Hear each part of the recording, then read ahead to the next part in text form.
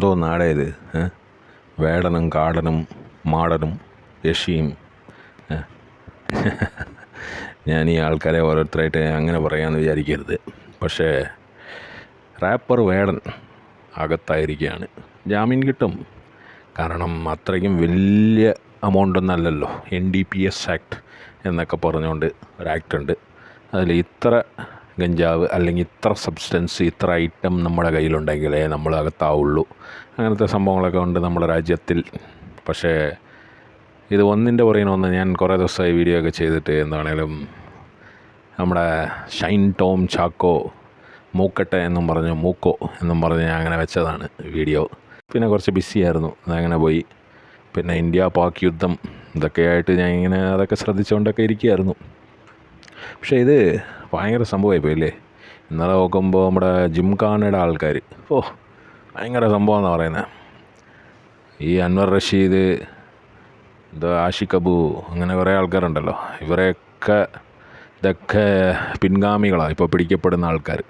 അതിൻ്റെ മുൻഗാമികൾ ആരൊക്കെയാണെന്നുള്ളത് നമ്മളിങ്ങനെ ശ്രദ്ധിച്ച് നോക്കിക്കഴിഞ്ഞാൽ അറിയാൻ പറ്റും. ആഷിഖ് അബു ആണോ അതോ ഇനി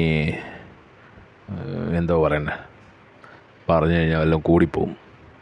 എന്താ ഈ മൈരന്മാർക്കൊക്കെ പറ്റിയെന്നാണ് എനിക്ക് മനസ്സിലാവാത്തത്. ഈ ആൾക്കാർക്കൊക്കെ എന്ന് പറഞ്ഞാൽ ഈ ഡ്രഗ്സ് എന്ന് പറഞ്ഞ ഒരു ചുരം പിടിച്ചിരിക്കുകയാണ്.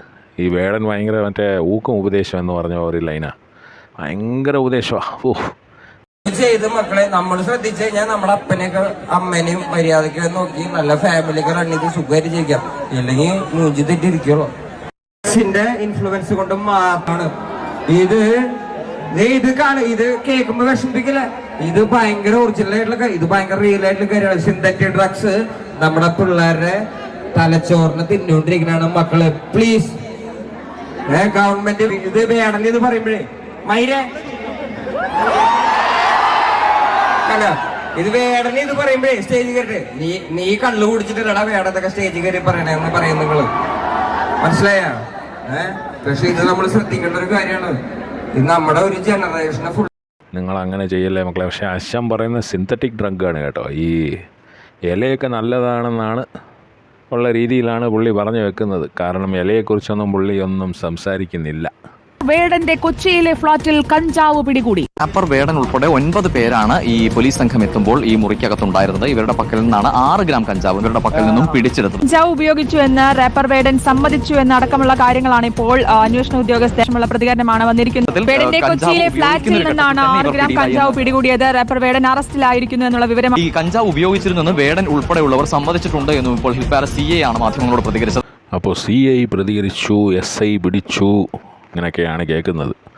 മറ്റവനുണ്ടല്ലോ എന്തോ ഷൈൻ ടോം ചാക്കോ അല്ല, മറ്റവനുണ്ടല്ലോ എന്തോ ശ്രീനാഥ് വാസി, അവൻ പോയിട്ട് അവൻ്റെ പേരിൽ കേസ് ആവുന്നതിന് മുമ്പേ മുൻകൂർ ജാമ്യം. ഭയങ്കര സംഭവമാണ്. കാശിങ്ങനെ എന്താ പറയണ്ടേ, പറഞ്ഞു കഴിഞ്ഞാൽ തെറിയായി പോകും. ഈ ഊളന്മാരെയൊക്കെ ഉണ്ടല്ലോ വളർത്തി വിടുന്നത് നമ്മളാണ്. അതാണ് എനിക്ക് പറയാനുള്ളത്. ഇവന്മാരെ ഒന്നും ഈ പണ്ട് ആൾക്കാർ പറയായിരുന്നു ഇതൊക്കെ എന്താ ഇത് മറ്റേ ഡാൻസ് അത് ഇതൊക്കെ അല്ലേ.